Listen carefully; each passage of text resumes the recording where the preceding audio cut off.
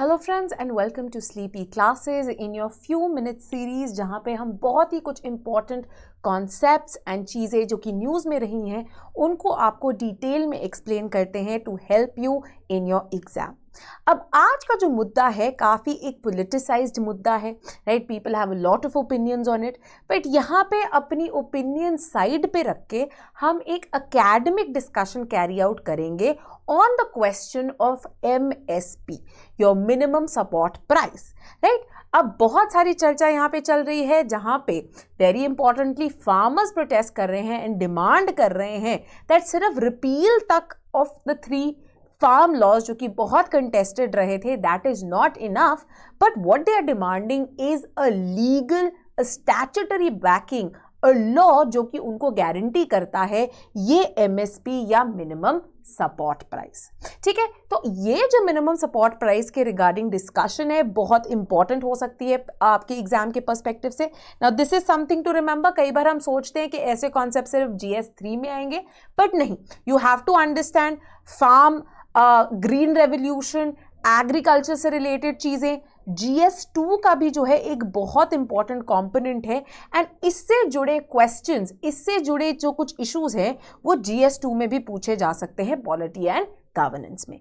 Very importantly social issues के अंदर भी एग्रेरियन डिस्ट्रेस जो है वो एक इंपॉर्टेंट टॉपिक हो सकता है, राइट। सो इस तरह से आपने एक इशू के जो मल्टीपल फैसेट्स होते हैं, कहाँ कहाँ पे ये इंटरलिंक किया जा सकता है, आपने वो मद्देनजर रखना है। तो आपने बहुत ही कंपार्टमेंटलाइज्ड अप्रोच नहीं लेनी है, जैसे कि हम बोलते हैं टाइम एंड अगेन, आप अपने GS में, UPSC में कहीं पे भी कुछ भी इंटरलिंक कर सकते हैं। तो एक इंटीग्रेटेड अप्रोच के साथ जो है आपने हर टॉपिक इन न्यूज़ को स्टडी करना है और उसको अंडरस्टैंड करने की कोशिश करनी है।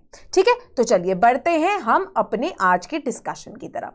नाउ वेरी इंपॉर्टेंटली कॉन्टेक्स्ट आपको ऑलरेडी पता है ना, कि अब प्राइम मिनिस्टर मोदी ने क्या, उन्होंने कमिट कर दिया कि हम जो है आने वाले पार्लियामेंट्री सेशन में what will we do in the parliamentary session, we will be repealing the 3 contested farm laws, जिनके कारण फार्मर्स की एजिटेशन जो है कब से चलती जा रही थी, right. Now what has happened is that despite this commitment, the farmers have said that we will not vacate the protest sites अभी तक। Why? Because अभी भी हमारी कुछ जो डिमांड्स है वो फुलफिल नहीं हुई हैं एंड इन डिमांड्स में से एक जो सबसे इंपॉर्टेंट डिमांड है जो कि आपको पता होनी चाहिए is the legal backing, a legal mandate, a law जो कि गारंटी करे मिनिमम सपोर्ट प्राइस को।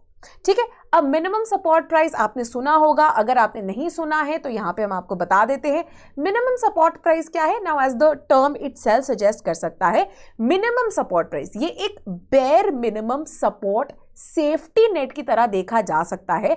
नाउ कंसिडरिंग एग्रीकल्चर जो है, जो एग्रीकल्चरल कमोडिटीज होती हैं, right, these are given to the vagaries of weather, climate change, market uncertainty. ठीक है, कभी मार्केट में ग्लट आ गया, कभी मार्केट में बहुत स्कार्सिटी है, तो प्राइस जो है बहुत वॉलेटाइल हो जाता है, राइट। तो इस वॉलेटिलिटी के अंदर फार्मर्स को किसी तरह की एक इंश्योरेंस, एक सेफ्टी प्रोवाइड करने के लिए एक मिनिमम सपोर्ट प्राइस ऑफर किया जाता है कि अगर आपको कहीं और एक ढंग का प्राइस ना मिल रहा हो तो एटलीस्ट गवर्नमेंट आपको ये मिनिमम सपोर्ट प्राइस देगी, ताकि फार्मर्स की जो है एकदम बुरी डेप्रिवेशन, मिजरेबल हालत जो है वो ना हो जाए।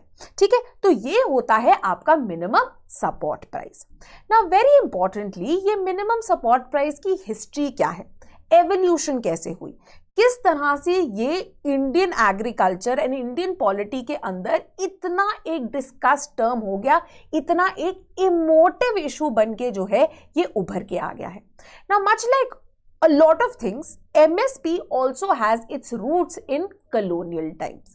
सो बेसिकली कलोनियल एरा में क्या हुआ था, MSP जैसी प्रोक्योरमेंट गवर्नमेंट ने एक राशनिंग सिस्टम के साथ जो है जोड़ी हुई थी। राशनिंग सिस्टम बेसिकली ब्रिटिश, हमारे जो ब्रिटिश मास्टर्स थे उन्होंने during the second world war introduce किया था। अब जैसे कि आपको पता होना चाहिए, वर्ल्ड वॉर 2 या किसी भी वॉर क्राइसिस के दौरान पे क्या होती है, फूड शॉर्टेजेस बहुत होती हैं, राइट। फैमिन, से भी गुजरा था इंडिया, प्लस जो आपकी ट्रूप्स हैं उनको आपने अच्छा फूड सप्लाई करना है, राइट, तभी वो जो है फ्रंट पे जाके लड़ पाएंगी। सो इन दिस एक जो सिनेरियो था, there was a lot of pressure on procuring food and बहुत सारी फूड शॉर्टेजेस भी हो रही थी, ठीक है। तो इसीलिए एक डिपार्टमेंट ऑफ फूड फिर सेटअप कर दिया गया था।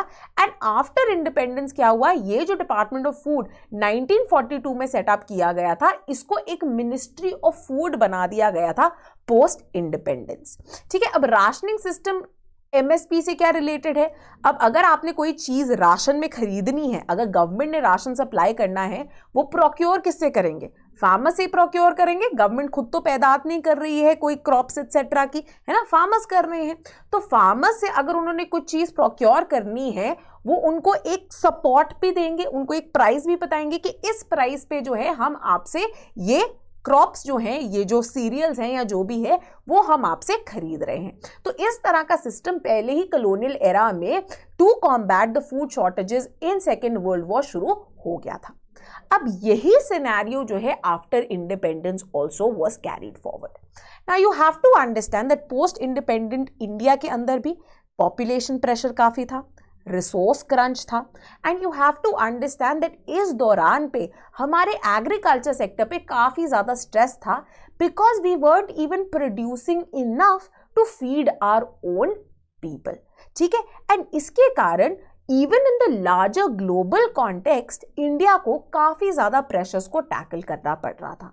Now because we didn't have enough to feed our own people, अब हम उन्हें मरने तो दे नहीं सकते, right. What do governments do if they don't have enough food to feed their population? They obviously import food, ठीक है। अब इंडिया क्योंकि एक गरीब देश था, ये डिपेंडेंट था ऑन वेरियस एक तरह से एड प्रोग्राम्स पे, राइट, जो कि डिफरेंट डेवलप्ड कंट्रीज चला रही थी, इंक्लूडिंग यूएसए। तो इनफैक्ट इंडिया की यूएसए की एक जो बहुत ही फेमस प्रोग्राम है कॉल्ड PL 480, उस पे काफी ज्यादा डिपेंडेंस थी for food imports so as to be able to feed the Indian population, ठीक है। तो अब ये जो है बहुत ज्यादा चल रहा था। अब बिकॉज हम यूएसए पे डिपेंडेंट थे, now you have to understand कि 1960s का ये जो एरा है, या इवन 1950s उससे पहले, है ना, 50s एंड 60s का era, right after your second world war, what did the global politics witness? It witness the emergence of cold war, जहां पे the world was divided into two blocks, one led by USA and the other led by USSR, right. Even though India claimed कि भैया हम and the rest of the developing countries जो हमको join करती है, हम नॉन अलाइंड है, but India का एक नेचुरल टिल्ट किसकी तरफ था? क्योंकि हमने एक फेबियन सोशलिज्म टाइप चीज एक्सेप्ट कर ली थी, हमारा एक नेचुरल टिल्ट USSR की तरफ था। अब क्या होता था, even if we wanted to claim to be non aligned, because we were dependent on USA, कई बार यूएसए हमको फूड के नाम पे आर्म ट्विस्ट कर सकता था in our foreign policy decisions also. तो अब इंडिया ने रियलाइज कर लिया कि इंडिया ने अगर एक एमर्जिंग पावर की तरह एमर्ज होना है and truly non alignment practice करनी है, the first thing that we need to do is achieve self sufficiency on the food front, because food तो एक बेसिक रिक्वायरमेंट है फॉर एनी कंट्री, ठीक है। तो अब इसलिए सबसे पहले 1960 में उन्होंने क्या किया, 1960 में दो डिपार्टमेंट, सेपरेट डिपार्टमेंट, एक फूड के लिए और एक एग्रीकल्चर के लिए डेवलप कर लिए। अब 1960s onward, to ensure self-sufficiency as far as food was concerned, the Green Revolution program was encouraged. And इसी के चलते हुए एक और बहुत इंपॉर्टेंट चीज जो है वो एस्टैब्लिश की गई थी, which is your food corporation of India. 1964 में ये फूड कॉर्पोरेशन ऑफ इंडिया जो है, जो कि प्रोक्योर करती है and very importantly PDS system जो है हमारा पब्लिक डिस्ट्रीब्यूशन सिस्टम, राइट, उसको भी जो है उसके अंदर एक क्रिटिकल रोल प्ले करती है। इसी के साथ साथ another very important body was set up in 1965 which was your agriculture prices commission. यही एग्रीकल्चर प्राइसेस कमीशन आगे चल के 1985 में बन गई the commission for agriculture cost and prices और द CACP, जो कि आज एक फंडामेंटल रोल प्ले करती है in determining the minimum support price, right. तो अब इनका मैंडेट क्या था? इनका मैंडेट था कि जो फूड प्रोड्यूस करेंगे फार्मर्स, उसको एक अप्रोप्रिएट प्राइस पे, which was your minimum support price, उस पे ये लेंगे एंड देन पीडीएस जो है ना, पीडीएस सिस्टम क्यों बनाया गया था? ताकि हंगर, स्टारवेशन, फूड शॉर्टेजेस, इन सब से इंडिया जो है एडिक्वेटली डील कर पाए, एंड इंडिया की जो पुअरेस्ट ऑफ पुअरेस्ट पॉपुलेशन भी है वो भी कभी भूखमरी से जो है उनको फेस ना करनी पड़े। ठीक है, अब पीडीएस के अंदर अगर हमने इतना राशन चीप उस पे जो है खाना देना है, जरूरी है हमारे पास उतना स्टॉक भी अवेलेबल हो गवर्नमेंट के पास, ताकि वो अपने पीडीएस सिस्टम के अंदर ये जो क्रॉप्स है, ये जो राशन है वो दे पाए। तो इसी पीडीएस को सपोर्ट करने के लिए ऑब्वियसली उनको इंकरेज करनी थी via green revolution the production of cereals and other food crops. And ये एक इंसेंटिव कहां से आया? इंसेंटिव आया थ्रू दी एमएसपी, कि आप चिंता मत कीजिए, regardless of the vagaries of the market, right, एक आपके पास इंसेंटिव क्या रहेगा? एक इंसेंटिव रहेगा in the form of your MSP. Very importantly जब हम बात करते हैं ऑफ फूड क्रॉप्स, सीरियल्स जो हमारे होते हैं जैसे कि व्हीट हो गया, पैडी हो गया, बहुत लेबर इंटेंसिव है। ठीक है, at every step labour input बहुत ज्यादा लगती है in sowing, in taking care of them and then in reaping them. And plus क्योंकि ये सीरियल क्रॉप्स होते हैं, कोई कमर्शियल कैश क्रॉप्स नहीं है, ये उतने ल्यूक्रेटिव भी नहीं थे, तो फार्मर्स को बहुत डर लगता था कि हम इतना इनपुट डाल दें और फिर हमारे पास वापसी में आउटपुट के अंदर कोई पैसा ना आए तो हम तो डूब गए। तो गवर्नमेंट ने क्या किया? गवर्नमेंट ने इनकी प्रोडक्शन इंसेंटिवाइज करने के लिए एमएसपी का प्रोग्राम जो है 1960s के अंदर इंट्रोड्यूस कर दिया। तो इनफैक्ट ग्रीन रेवोल्यूशन की एक जो राइट आर्म मानी जाती है, that can be this MSP programme as well. तो अगर हम प्रेजेंट डे सिनेरियो की बात करें, गवर्नमेंट जो है मिनिमम सपोर्ट प्राइस ऑफर करती है for nearly 23 crops, and these are a large diversity of crops, right. पहले हमने मेनली फोकस किया था सीरियल्स पे, नाउ वी हैव सीरियल्स पे एमएसपी, वी हैव पल्सेस पे एमएसपीज, ऑयल सीड्स पे एंड इवन कमर्शियल क्रॉप्स पे, राइट। तो अगर हम सीरियल्स की बात करें, बाजरा, मेज, वीट, बार्ले, इन सब पे है। पल्सेस में तूर, चना, मसूर, उड़द, इन सब पे है। ऑयल सीड्स के अंदर अगेन आपके सनफ्लावर हो गए, मस्टर्ड सीड्स हो गए, इन सब पे है। एंड साथ ही में commercial crops like raw jute, cotton, copra, sugarcane, इन सब पे भी जो है एमएसपी है, राइट। तो अगर आपको फॉर एग्जांपल प्रीलिम्स में अगर कोई क्वेश्चन आता है इस तरह का कि the MSP for 23 crops includes only cereals and pulses, ठीक है, तो ये ओनली के कारण जो है गलत हो जाएगा, बिकॉज सिर्फ सीरियल्स एंड पल्स क्रॉप्स पे नहीं, बल्कि it also includes oil seeds and commercial crops as well, ठीक है। तो ये छोटी छोटी डिटेल्स जो है याद रखने की रिक्वायरमेंट होती है। Next, now the big question comes is that how is this minimum support price determined? अभी जो determination of minimum support price है ये ज़्यादा अब GS3 में पढ़ते हैं, राइट। टाइम एंड अगेन आपको पढ़ाया भी गया है, तो थोड़ा सा इसके बारे में अगेन जान लेते हैं। अब इंडिया में आपने ज्योग्राफी में किया होगा, है ना, इंडिया के अंदर क्या है, दो मेजर क्रॉपिंग सीजन्स होते हैं। एक होता है आपका राबी का क्रॉपिंग सीजन और एक होता है आपका खारिफ का क्रॉपिंग सीजन। अब गवर्नमेंट ऑफ इंडिया क्या करती है, बिफोर द सीजन स्टार्ट्स, राबी के स्टार्ट होने से पहले एंड खारिफ के स्टार्ट होने से पहले, इन सीजन्स में जो क्रॉप उगाई जाती है उससे पहले ही वो MSP for those particular crops announce कर देती है। सोइंग जो क्रॉपिंग सीजन है उसके स्टार्ट होने से पहले ही, जैसे ही वो स्टार्ट होता है तभी वो कर देते हैं अनाउंस, ठीक है। अब ये वो जो एमएसपी बता रहे हैं वो किस पे बेस्ड है? This MSP that the government announces is based on the recommendations of this Commission for Agricultural Costs and Prices, जो कि 1985 में सेटअप किया गया था, ठीक है। अब CACP रेकमेंड कर रहा है गवर्नमेंट को। अब ये CACP कैसे जो है डिसाइड कर रहा है कि कितना MSP होना चाहिए, जो कि ये रेकमेंड कर रहे हैं गवर्नमेंट को। ये जो डिटर्मिनेशन करता है CACP, दिस इज बेसिकली, अगर हम प्रेजेंट डे की बात करें, this is based on a pre decided formula. Union budget जो था 2018 टू 2019 का, उसने अनाउंस किया था कि जो मिनिमम सपोर्ट प्राइस है ये 1.5 टाइम्स फॉर्मूला जो है उसको फॉलो करता है, राइट। बेसिकली कि जो एमएसपी होगा, this will be kept at the level of at least 1.5 times of the cost of production. तो जितनी भी आपकी कॉस्ट ऑफ प्रोडक्शन होगी उसका 1.5x जो है वो आपका एमएसपी होगा। ये जो है आपका CACP कहता है। अब CACP, अब अगर आपने बोलना है कि ये 1.5 times the cost of production होगा, ये कॉस्ट ऑफ प्रोडक्शन कहाँ से आ रही है? अब CACP वेरी इंपॉर्टेंटली कोई फील्ड बेस्ड कॉस्ट एस्टिमेट नहीं कर रहा कि CACP के जो लोग हैं वो खेतों में जा रहे हो, मंडियों में जा रहे हो, वहां पे देख रहे हो कितनी आपकी कॉस्ट ऑफ प्रोडक्शन लगी है, फार्मर्स से जो है सर्वे करा रहे हो, ऐसा कुछ नहीं हो रहा होता। CACP क्या करता है, बेसिकली ये प्रोजेक्शंस यूज करता है जो कि state wise crop specific available होती हैं, ठीक है, जो प्रोडक्शन कॉस्ट जो है अवेलेबल होती है। सो से वीट की स्टेट वाइज कितनी प्रोडक्शन कॉस्ट एस्टिमेट होगी, और ये कौन प्रोवाइड करता है? ये प्रोवाइड की जाती है by the directorate of economics and statistics, जो कि एग्रीकल्चर मिनिस्ट्री में, ठीक है। अब हमने बात कर लिया ये प्रोडक्शन कॉस्ट एस्टिमेट है। अब ये प्रोडक्शन कॉस्ट एस्टिमेट आखिरकार होती क्या है?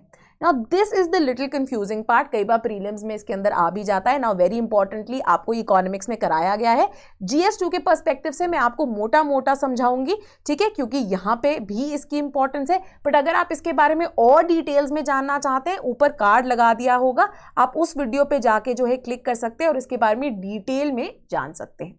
अब CACP जो है 3 काइंड ऑफ प्रोडक्शन कॉस्ट जो है उसको कलेक्ट करता है, दोनों ही स्टेट लेवल पे भी as well as all India के एवरेज लेवल पे भी।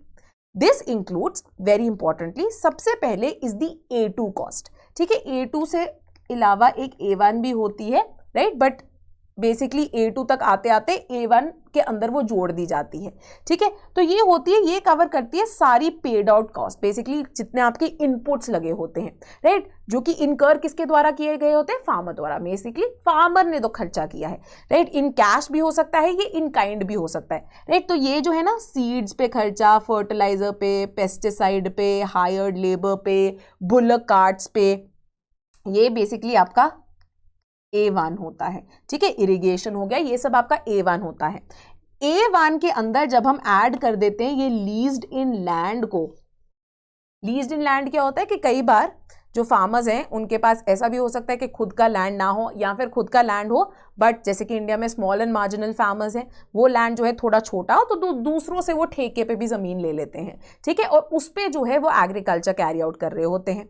तो जो लीज्ड इन लैंड का जो रेंट होता है, जब वो ऐड कर दिया जाता है A1 में, तो हम A2 पे जो है पहुंच जाते हैं। तो A1 क्या हुई? जो आपकी कॉस्ट इनकर की गई both in cash and kind, seed पे जो खर्चा हो गया, पेस्टिसाइड पे खर्चा हो गया, इरिगेशन पे खर्चा हो गया, बुलक कार्ट हायर करने में खर्चा हो गया, ये सब खर्चा plus rent on leased in land जो है वो आपका A2 हो गया, ठीक है। तो A2 is the primary cost, क्योंकि A1 भी इसके अंदर इंक्लूड किया गया है।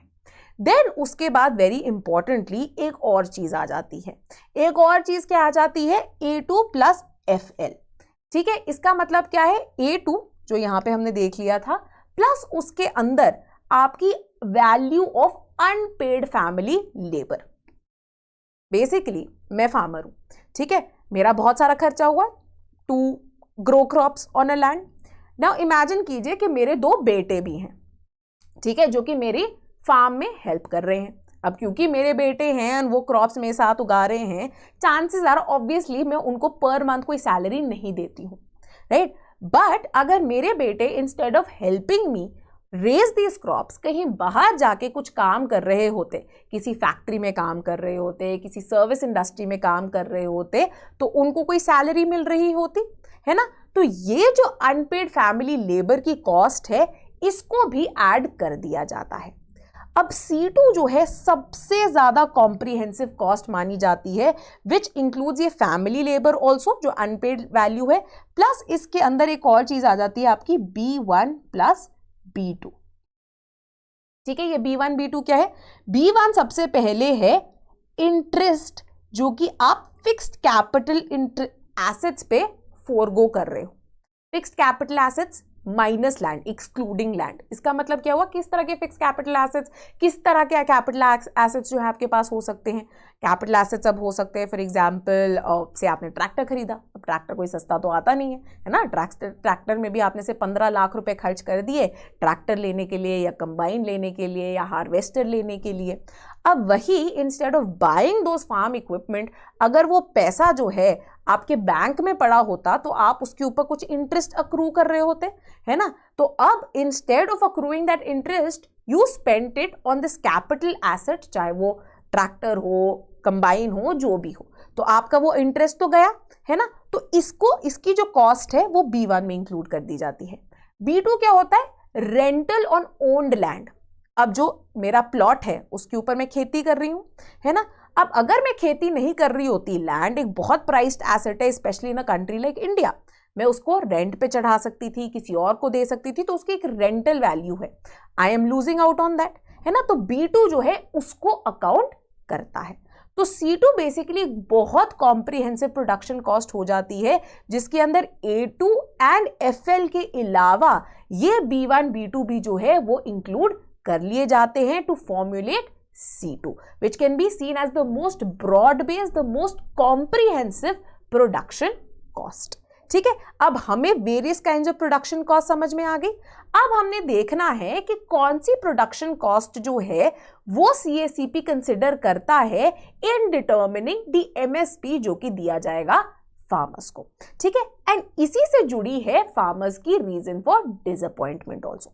सबसे पहले तो जो 2018 में स्पीच दी गई by the then finance minister who was the late Arun Jaitley, उन्होंने स्पेसिफाई नहीं किया कि कौन सी प्रोडक्शन कॉस्ट पे हम ये 1.5 जो फॉर्मूला है फॉर डिटर्मिनिंग MSP वो कंप्यूट कर रहे हैं। क्या हम A2 पे कर रहे हैं, क्या हम A2 प्लस FL पे कर रहे हैं, या फिर हम C2 पे कर रहे हैं। ठीक है, उन्होंने ये बताया नहीं। बट आपका CACP की एक रिपोर्ट आती है which is the price policy for kharif crops the marketing season of 2018-19। उस रिपोर्ट ने बताया कि जो MSP रेकमेंड किया गया है यूजिंग दिस 1.5 टाइम्स का formula, that has been done on A2 plus FL cost and not the A2 plus FL plus C2 cost, right. ये जो C2 कॉस्ट है जो कि सबसे कॉम्प्रिहेंसिव मानी जाती है। ठीक है, अब फार्मर्स का कहना था कि ये तो हमारे साथ धोखा है, इंक्लूडिंग जो आपका अभी SKM जो कि लीड कर रहा है संयुक्त किसान मोर्चा, वो कहते हैं कि ये जो 1.5 टाइम्स MSP फॉर्मूला है, this actually goes against the recommendation of the national commission for farmers जो कि एग्रीकल्चरल साइंटिस्ट MS स्वामीनाथन द्वारा हेडेड थी। ये स्वामीनाथन कमीशन जो है फार्मर्स को इनकी रिकमेंडेशंस काफी ज्यादा सूट करी थी, एंड ये जो है स्वामीनाथन कमीशन, इन्होंने बोला था कि जो MSP है वो इनफैक्ट C2 कॉस्ट के बेसिस पे डिटरमिन होना चाहिए, ना कि A2 प्लस FL कॉस्ट पे। Why? Because C2 cost is much more comprehensive than A2 plus FL, क्योंकि C2 के अंदर A2 प्लस FL तो आता ही आता है, पर जैसे कि हमने देखा उसमें B1 प्लस B2 भी आता है। ठीक है, प्लस फार्मर्स ने बोला था कि 2014 के बीजेपी के मैनिफेस्टो के अंदर बीजेपी ने प्रॉमिस किया था कि MSP इस C2 कॉस्ट पे दिया जाएगा, तो आपने तो रिसेंड कर लिया अपने प्रॉमिस से, है ना। सो उससे भी जो है फार्मर्स काफी खफा थे ना। गवर्नमेंट की एक 2020 प्री आपके जो कोविड रिलीज आई थी 1 मार्च 2020 में, क्योंकि फार्मर्स के प्रोटेस्ट जो हैं अब इतना वाइड स्केल पे कॉम्प्रिहेंसिव प्रोटेस्ट शायद can be a very new phenomena, but इससे पहले भी फार्मर्स जो है काफी प्रोटेस्ट कर रहे थे against this determination of MSP, right, जो ये 1.5 times formula based on A2 plus FL था। ठीक है, अब गवर्नमेंट की रिलीज ने बोला कि हम जो है MSP जब कंसिडर करेंगे, जब बनाएंगे, हम दोनों ही A2 plus FL and C2 cost को मद्देनजर रखते हुए करेंगे, आप चिंता मत करो। बट CACP अभी तक जो रेकमेंड कर रही है वो A2 प्लस FL के बेसिस पे ही है एंड नॉट C2, है ना। तो फार्मर्स क्या बोलते हैं कि आप तो दो गुले हो गए, एक जगह पे आप कुछ और बोल रहे होते हैं, बट CACP जो रेकमेंड कर रही होती है वो किसी और बेसिस पे होता है, राइट। तो हम तो इससे बहुत ज्यादा नाखुश हैं, राइट। तो अब ये जो है बहुत बड़ा इशू है, बहुत बड़ी एक रीजन फॉर डिसअपॉइंटमेंट है। अनदर मेजर इशू जिसके कारण फार्मर्स काफी अपसेट हैं, अब ऑन पेपर तो हमने बोल दिया कि 23 क्रॉप्स के लिए MSP दिया जाता है, MSP बोला जाता है, बट इन प्रैक्टिकलिटी अगर हम देखें, प्रोक्योरमेंट सिर्फ बहुत लिमिटेड क्रॉप्स के लिए हो रही होती है, ना कि सब के लिए। तो अगर प्रोक्योरमेंट नहीं होगी तो फार्मर्स को ऑब्वियसली MSP नहीं मिलेगा। साथ ही में प्रोक्योरमेंट एंड MSP की जो पेमेंट है that also varies a lot across state. तो इनफैक्ट अगर हम पंजाब एंड हरियाणा की बात करें, which are actually well off states, plus क्योंकि यहाँ पे जो फार्मिंग पॉपुलेशन है वो अब आपने हमेशा ये चीज याद रखनी है, इंडिया में हर जगह वोट बैंक पॉलिटिक्स बहुत इंपॉर्टेंट हो जाती है। पंजाब एंड हरियाणा में फार्मर्स से जुड़ी जो कास्ट हैं, ये बहुत ही इंपॉर्टेंट है वोट बैंक के लिए for the governments in Punjab and Haryana. ठीक है, तो यहाँ का अगर आप प्रोक्योरमेंट सिस्टम एंड एमएसपी की पेमेंट देखोगे ना, वो काफी ज्यादा एफिशिएंट है। इनफैक्ट पंजाब के अंदर अगर आप देखेंगे कि फार्मर्स लाते हैं, फॉर एग्जाम्पल एपीएमसी के अंदर जो आपकी मंडी है उसके अंदर वो लेके आए, से उन्होंने वीट बेचनी है, वीट प्रोक्योर कर ली जाएगी विद इन 1 डे।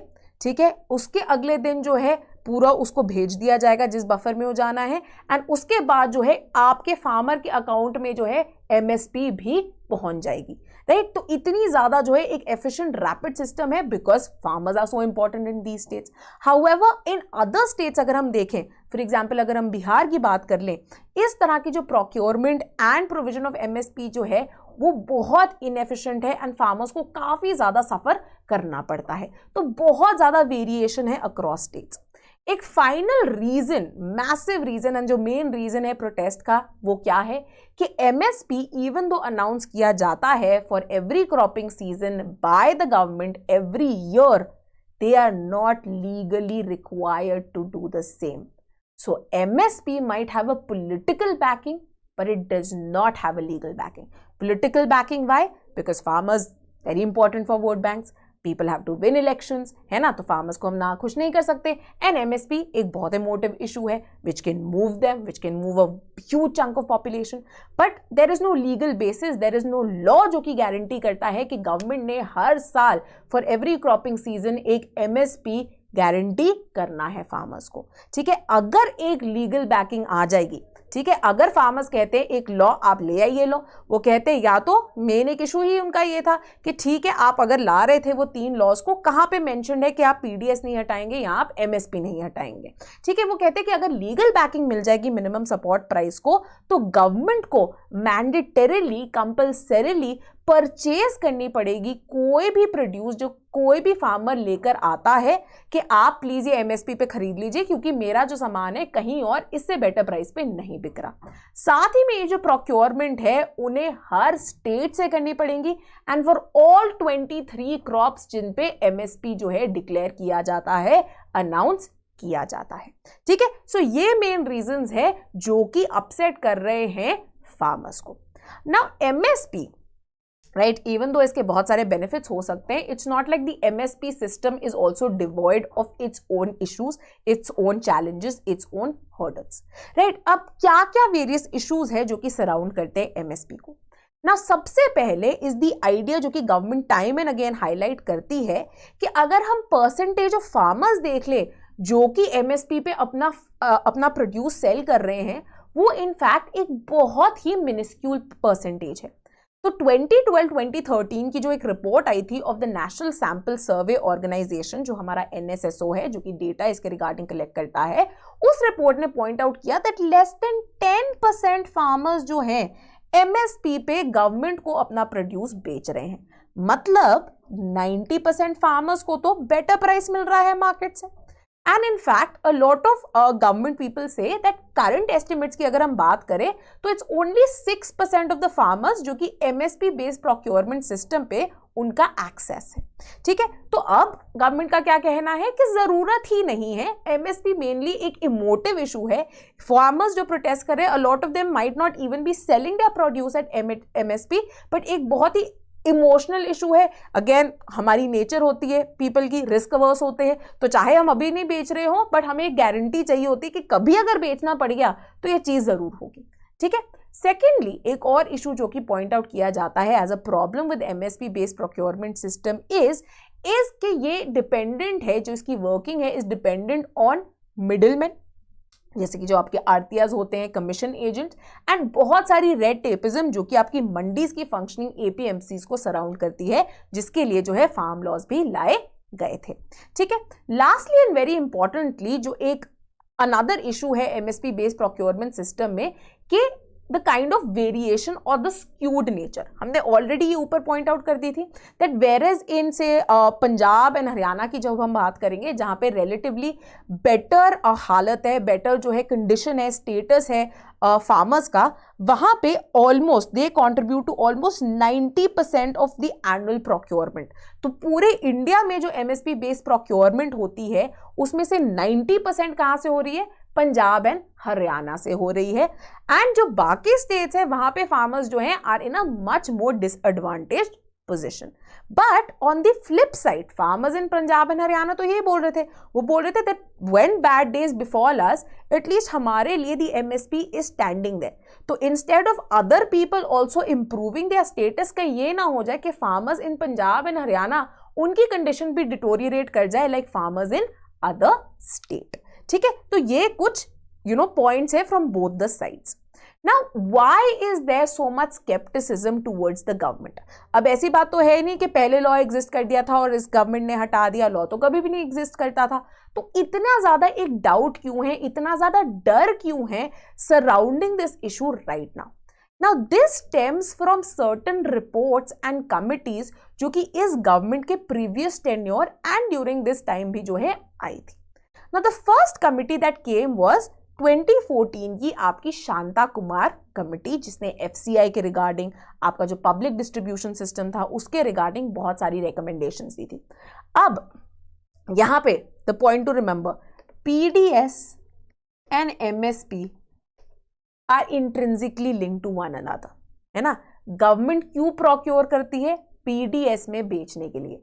अगर पीडीएस सिस्टम नहीं रहा, राइट, कि राशन वो नहीं देंगे, से डायरेक्ट कैश ट्रांसफर देंगे, तो क्रॉप प्रोक्योर करने की जरूरत नहीं पड़ेगी गवर्नमेंट को। क्यों? क्योंकि वो बोल रहे कि हम तो पैसा दे रहे हैं लोगों को, आप जाके मार्केट से खरीदो। तो अगर क्रॉप प्रोक्योर करने की जरूरत नहीं पड़ेगी तो वो एमएसपी भी नहीं देंगे, है ना। तो इसीलिए पीडीएस एंड एमएसपी का जो इशू है इनएक्सट्रिकेबली लिंक्ड है।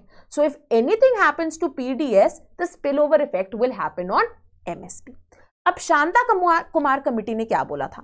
2014 में फॉर्मर यूनियन मिनिस्टर थे शांता कुमार, उनकी जो है कमेटी बनी। शांता कुमार कमेटी ने रेकमेंड किया कि गवर्नमेंट जो है ये जो इन काइंड डिलीवरी करती है पीडीएस में, कि जो आपको देती हैं, चावल हो गया, गेहूं हो गया, राइट, जो भी चीजें ये आपको देती है तो ये काइंड में देती है। Rather than giving food grains to the people, आप direct cash transfer to target population जो है उस पे आ जाइए, कि जो लोग हैं से बिलो पॉवर्टी लाइन या फिर जो above poverty line but just there, उनको आप ये जो फूड ग्रेन्स दे रहे हैं, instead of giving them food grains, उसके अंदर कितनी ज्यादा जो है प्रॉब्लम्स होती हैं। There problems of leakage, there problems of low quality of food grains, there problem of lack of access to these PDS shops. यहाँ पे भी जो है बहुत सारे कास्टिज्म के इश्यूज आ जाते हैं कि कई पॉपुलेशंस को देते नहीं हैं, राइट। तो इन सब इनएफिशिएंसीज के साथ डील करने से अच्छा है कि आप डायरेक्ट कैश ट्रांसफर जो है कर दीजिए लोगों को, एंड लोग जाके फिर मार्केट से खुद खरीद लेंगे जो भी उनको फूड ग्रेन्स चाहिए, है ना। अब हमने बताया था कि PDS and MSP directly linked है। पीडीएस अगर खत्म हो गया तो फिर गवर्नमेंट क्यों प्रोक्योर करेगी क्रॉप्स, क्यों देगी आपको एमएसपी? क्योंकि प्रोक्योर करने के कोई विजडम ही नहीं बचा, कोई यूज ही नहीं बचा, क्योंकि हम फूड ग्रेन तो दे ही नहीं रहे पीडीएस में, राइट। तो फार्मर्स को अब शांता कुमार कमेटी की ये जो रिकमेंडेशंस है उससे बहुत डर लगने लग गया कि अगर पीडीएस हट गया तो एमएसपी भी हट जाएगा। अनदर मेजर इशू केम इकोनॉमिक सर्वे के टाइम पे, जब जो हमारे फॉर्मर चीफ इकोनॉमिक एडवाइजर हैं अरविंद सुब्रमण्यम, उनके दौरान जो 2016-17 का इकोनॉमिक सर्वे आया था, उन्होंने यही रिकमेंडेशन जो कि शांता कुमार कमेटी ने दी थी उसको रीइटरेट किया था। अगेन हमारे जो चीफ इकोनॉमिक एडवाइजर है के सुब्रमण्यम, जून 2020 में उन्होंने भी सजेस्ट किया कि जो पीडीएस की कवरेज है कुछ ज्यादा ही है, वो हमसे हैंडल नहीं होती, आप उसको रिड्यूस कर दीजिए फ्रॉम 70% टू 20%, एंड उसकी जगह direct cash transfer to the beneficiary जो है एज अ रिप्लेसमेंट आप शुरू कर दीजिए, which again invoked a lot of fear in farmers regarding the continuance of MSP. In fact 2019 में भी जो हमारे फॉर्मर फूड मिनिस्टर थे, the late the late mister Paswan, right, उन्होंने भी ये बोला था कि हम सून ही शांता कुमार कमिटी की जो रिकमेंडेशंस है उनके ऊपर हम काम करने की जो है हम शुरुआत कर देंगे। ठीक है, तो फार्मर्स को इस कमिटी, इकोनॉमिक सर्वे, इन सब की रिकमेंडेशंस के कारण जो है एक काफ़ी ज़्यादा डर है, काफ़ी ज़्यादा स्केप्टिसिज्म है, जिसके कारण ये गवर्नमेंट के साथ भी जो है इंक्रीजिंगली टसल होती जा रही है। एंड यही जो परसेप्शन है यही निकला हुआ है कि एज जो 3 फार्म लॉज थे जिनके through private corporation, private parties agriculture procurement के अंदर आ रही थी, जो कि again one of the recommendations था of Shanta Kumar panel, right, this might become a way of doing away with both MSP based procurement as well as PDS. तो farmers का कहना था कि अगर ये दोनों चीजें चले गए, we will be left at the mercy of these big corporations and then they will be determining the prices and हम जो है हमारे पास कुछ बचेगा नहीं। ठीक है, तो ये जो है मेन रीजन है जिसके कारण इतनी ज्यादा स्केप्टिसिज्म, इतना ज्यादा डाउट जो है अब एग्जिस्ट करता है। Now what are certain other issues that need discussion. अब हम बात कर लेते हैं एमएसपी की, need for MSP, procurement. Now इसके बहुत प्रोज एंड कॉन्स हो सकते हैं, right. A lot of scholars, for example अगर हम जॉन डेरेस की भी बात करें, उन्होंने भी जो है इनफैक्ट बैक किया है डायरेक्ट कैश ट्रांसफर्स को। ठीक है, बट एमएसपी का इशू जो है लार्जर एक एग्रेरियन डिस्ट्रेस से लिंक्ड है। अब इंडिया में, जैसे कि आपको पता होगा, इंडिया के अंदर मेनली फार्मर्स जो है बहुत ही small and marginal land holdings है इनके पास, तो बहुत ज्यादा इन्वेस्टमेंट ये कर नहीं पाते हैं एग्रीकल्चर के अंदर। प्लस इनकी जो एक उपजाऊ होती है, जो ये उगाते हैं, वो भी लिमिटेड ही होता है, और उसके अंदर भी इनको इतना पैसा, इतना इनपुट लग जाता है that they end up being rather indebted and poor. ठीक है, plus within this farmers also we have a large population of landless labourers, जो कि सिर्फ फार्म पे काम कर रहे हैं, लैंड ओनर्स नहीं है, क्रॉप को ओन नहीं करते हैं। तो इनकी हालत इंप्रूव करने के लिए ये एमएसपी जो है बहुत ज्यादा इंपॉर्टेंट हो जाता है। Another thing is that because farmers में इतना डिस्ट्रेस है, इतनी ज्यादा जो है इंडेटेडनेस है, एनसीआरबी की जो 2020 की रिपोर्ट आई थी उसने पॉइंट आउट किया था that nearly 10,677 people engage in farm sector जो है they died by suicide, which is in fact slightly higher than 2019। In fact, for the first time in 3 years, 2016 onwards, 2016 तक there was a decline in farmer suicide.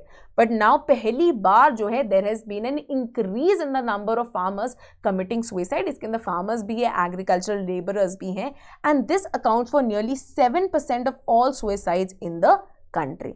In fact, यहाँ पे भी scholars like P. Sainath जो हैं, जिनकी एक बहुत बढ़िया किताब थी Everyone Loves a Good Drought, right, उनका ये कहना था कि ये जो नंबर्स है ये इनफैक्ट काफ़ी ज़्यादा एक अंडर एस्टिमेशन हो सकती है, बिकॉज 2015 ऑनवर्ड्स जो एक मेथडोलॉजी है ऑफ कलेक्टिंग दिस डेटा वो चेंज कर दिया गया है। ठीक है, सो अब फार्मर सुसाइड्स भी हो रही है, इतनी इंडेटेडनेस भी है, राइट। तो गवर्नमेंट सपोर्ट बिकम्स एक last ray of hope, right. At a fundamental level जो एक सबसे बड़ा इशू है हमारे फार्म सेक्टर में, एग्रीकल्चर सेक्टर में, इज एक disguised employment and over employment जो कि इस सेक्टर में हमें देखने को मिलती है। Agriculture accounts for just 17% of India's GDP, but 55% of people जो है यहाँ पे एम्प्लॉय कर रहे हैं। तो मतलब fortunes of 55% of Indian population is tied to whether they are getting decent remunerative prices or not. And अगर इनके पास नहीं हो रहा है, you are pushing 55% of your population into the clutches of misery and deprivation. तो क्या probable solutions यहाँ पे आगे रखे गए हैं? Now, scholars like P. Sainath कहते हैं कि minimum support price rather than being done away with, आप इसको लीगल बैकिंग दे दीजिए, एक लॉ बना दीजिए, जैसे कि स्वामीनाथन रिपोर्ट ने कहा था। कहते कितने साल हो गए इस रिपोर्ट के आए, बट अभी तक आपने कोई डिस्कशन नहीं किया, अभी तक आपने कोई इंप्लीमेंटेशन नहीं की है। तो एमएसपी यानी जो गारंटीड पेमेंट होगी फॉर क्रॉप्स, उसके थ्रू फार्मिंग जो है एक प्रॉफिटेबल वेंचर बन सकता है। फर्दर उन्होंने बोला इन फार्मर्स के एसोसिएटेड जो इश्यूज है उनके ऊपर डिटेल स्टडी के लिए, rather than the government appointing some technocratic और bureaucratic committees, come up with a kisan commission जिसके अंदर फार्मर्स एंड फार्म लेबरर्स हो, ताकि adequate ground based real study जो है हो सके एंड उनसे प्रैक्टिकल रिकमेंडेशंस आ सके जो कि फार्मर्स को एंड एग्रीकल्चरल लेबर्स को सूट करें। Another very important thing comes from Sunita Narain, right? Down to Earth में एक बहुत अच्छा आर्टिकल था, CSE की जो है ये बहुत इंपॉर्टेंट जो है रिसर्चर है, उन्होंने बताया कि it's not just the case of India, in fact indirectly जो आपकी जो richest countries of the world हैं वो बहुत हेविली फंड करते हैं एग्रीकल्चर को, चाहे वो हिडन सब्सिडीज के थ्रू हो, चाहे वो हेवी इन्वेस्टमेंट हो इन टेक्नोलॉजिकल प्रोसेस। इनफैक्ट यूएसए में इट्स अराउंड 12% जो गवर्नमेंट सपोर्ट देती है, एंड ईयू में तो ये और भी ज्यादा है, which is close to 20%। So as compare to these, India तो कहीं पे भी स्टैंड नहीं करता है in terms of supporting its farmers, and farmers in India therefore end up suffering from a double whammy, a dual disadvantage. पहला disadvantage क्या है? That there is no adequate financial support. ठीक है, गवर्नमेंट के पास इनफ रिसोर्सेज नहीं होते, so in terms of infrastructure में investment, in terms of safety net provisions, in terms of pension provisions, in terms of subsidies, in terms of any other support to agriculture, not enough is being done to make farming truly lucrative and profitable. Secondly, as climate change increases, as extreme weather phenomena increases, farmers जो है increasingly vulnerable होते जा रहे हैं कि उनको पता नहीं है कब they will have a good crop season और when they will have a bad crop season. तो इसके कारण जो uncertainties of market है, the uncertainties of climate change है, इसके कारण farmers जो हैं और भी ज़्यादा risk के अंदर जो है सराउंड हो गए हैं. ठीक है, सो अब इनका तो क्या सजेशन है कि गवर्नमेंट सपोर्ट इंक्रीज करिए, एमएसपी जो है गारंटी कीजिए, गवर्नमेंट इंटरवेंशन को और लाइए, गवर्नमेंट की इन्वेस्टमेंट जो है उसको और बढ़ाइए, एंड फार्मर्स को ये जो सेफ्टी नेट्स है ये प्रोवाइड करने चाहिए. Now on the other hand there are also certain critics. Critics कहते हैं कि ठीक है आप ये लीगली मैंडेटेड एमएसपी की बात कर रहे हैं, बट अगर आप लॉन्ग रन की बात करेंगे ना, ये एमएसपी ना ही सस्टेन हो पाएगा गवर्नमेंट द्वारा एंड ना ही ये फीजिबल है. इनफैक्ट इसके रिवर्स बहुत सारी चीजें हो सकती है. In fact they give the example of Jimmy Carter की गवर्नमेंट, जिसने एक तरह का एक गारंटीड एमएसपी प्रोग्राम जो है शुरू किया था. अब जिमी कार्टर की गवर्नमेंट ने जो डेयरी फार्मर्स थे यूएसए में, उनको बोल दिया कि आप जो मिल्क प्रोड्यूस कर रहे हैं ना, वो मिल्क का प्राइस जो है पक्का 6 गैलन एवरी 6 मंथ्स जो है बढ़ेगा, है ना. अब वोट बैंक पॉलिटिक्स तो हर जगह होती है. अब बढ़ेगा तो आपने बोल दिया, बट बढ़ेगा कैसे? किसी भी चीज के अंदर, किसी भी चीज की, किसी भी कमोडिटी का प्राइस तो तब इंक्रीज होगा ना जब demand rises. When demand will rise the price will also go up. अब डिमांड कैसे राइज करवाएं, है ना. तो यहां पे गवर्नमेंट आ गई. गवर्नमेंट क्या कहती? गवर्नमेंट कहती आप चीज प्रोड्यूस करो, हम चीज को प्रोक्योर कर देंगे. गवर्नमेंट ने चीज प्रोक्योरमेंट शुरू कर दी in as a way of increasing demand for milk and increasing thereby increasing price of milk, which made the dairy farmers very happy. तो चीज पे चीज जो है प्रोक्योर करती गई जिमी कार्टर की गवर्नमेंट. एक पॉइंट ऐसा आ गया कि उनके पास कोई जगह ही नहीं बची चीज प्रोक्योर करने की, तो उन्हें केव्स एक्सेट्रा के अंदर जो है चीज सेफ गार्ड करनी चाहिए थी. ठीक है, अब ये इतनी चीज खा कौन रहा है? ऑब्वियसली कोई नहीं खा रहा है. तो बहुत ज्यादा अनसस्टेनेबल हो गया ये जो इंटायर प्रोग्राम था, with nearly $2 billion of taxpayers' money being wasted on this cheese procurement that nobody was eating. Finally, Ronald Reagan जब आते हैं, जब प्रेसिडेंट बनते हैं, he puts a stop to this entire program. वो रिवर्स करते हैं, वो इनफैक्ट पे करते हैं अब मिल्क फार्मर्स को कि आप कट डाउन कीजिए अपनी प्रोडक्शन को, इतनी प्रोडक्शन करने की ज़रूरत नहीं है. और ये जो चीज़ प्रोक्योरमेंट है उसके इस प्रोग्राम को बंद करते हैं क्योंकि ये बहुत अनसस्टेनेबल बनता जा रहा था. एंड जो क्योंकि जो डेयरी फार्मर्स थे उनको पता था गवर्नमेंट प्रोक्योर कर लेगी, तो वो किसी भी और तरह की इन्वेस्टमेंट नहीं कर रहे थे इनटू फर्दर डाइवर्सिफिकेशन. तो यही एग्जांपल जो है क्रिटिक्स द्वारा दिया जाता है कि ये एमएसपी जो है for our products, for our food crops भी अनसस्टेनेबल है, नॉन फीजिबल है. कि आप खुद ही देख लीजिए इंडिया के अंदर जो ग्रेन स्टॉक्स है गवर्नमेंट के पास, वो more than twice its buffer requirement है, जिसके कारण अगर आप बफर्स में जाके देखेंगे बहुत सारी जो ग्रेन है वो रॉट हो रही है क्योंकि वो यूज ही नहीं हो पा रही है. इंस्टेड वो क्या बोलते हैं, rather than giving MSP and this procurement, आप इंस्टेड यही खर्चा जो है कीजिए on ramping up investment in the agriculture sector. तो बेटर इरिगेशन फैसिलिटीज दीजिए, बेटर एक्सेस टू क्रेडिट दीजिए, timely access to electricity and power दीजिए, warehouse and other storehouses की जो कैपेसिटी है उसको बढ़ाइए, जो आपकी forward and backward extension services होती है, जैसे ट्रांसपोर्टेशन की, स्टोरेज की, मार्केटिंग की, आप उनके अंदर जो है पैसा खर्च कीजिए rather than this wasteful expenditure on MSP। Another major जो वो देते हैं, कहते हैं वो जो सोल्यूशन है, ये इनफैक्ट एग्रीकल्चर में नहीं पर उसके आउटसाइड लाई करता है। हमने देखा है ओवर एम्प्लॉयमेंट है, डिस्गाइज्ड एम्प्लॉयमेंट है, तो क्या कहते हैं, there is a need to boost India के जो इंडस्ट्रियल एंड सर्विसेज सेक्टर है। वाई? बिकॉज जितना एक्सेस लेबर है जो कि अब आके एग्रीकल्चर सेक्टर में है, विद 17% की जो GDP की उनकी कॉन्ट्रीब्यूशन है, employing 55% of population, services and industrial sector जो है इस एक्सेस लेबर को अब्सॉर्ब कर ले। हाउएवर इस चीज के अंदर जो है टाइम लगेगा obviously. In fact prior to COVID also इतनी कोई जॉब इंक्रीज नहीं हो रही थी, एंड कोविड के दौरान तो नियरली हाफ जॉब लॉस हो गया है इन द मैन्युफैक्चरिंग सेक्टर। तो कोविड की रिकवरी में टाइम लगेगा, इन सेक्टर्स की बूस्टिंग में टाइम लगेगा, एम्प्लॉयमेंट जनरेशन में टाइम लगेगा, तब तक what do you do about the agriculture bit? ठीक है, तो this is a conundrum, this is a dilemma that India faces and it is a very complex dilemma, right? So rather than let's not take political opinions here, let's take an in-depth study of the entire complex phenomena and the kind of solutions, the kind of probable solutions that the government and the larger political system can come up with so as to adequately fulfill the demands of the farmers also, improve agriculture sector also, while keeping in mind India's growth and future of the Indian population. ठीक है, so hopefully आपको ये समझ में आ गया होगा, right? तो इसको रिवाइज करते रहिए, इसको पढ़ते रहिए and keep watching sleepy classes.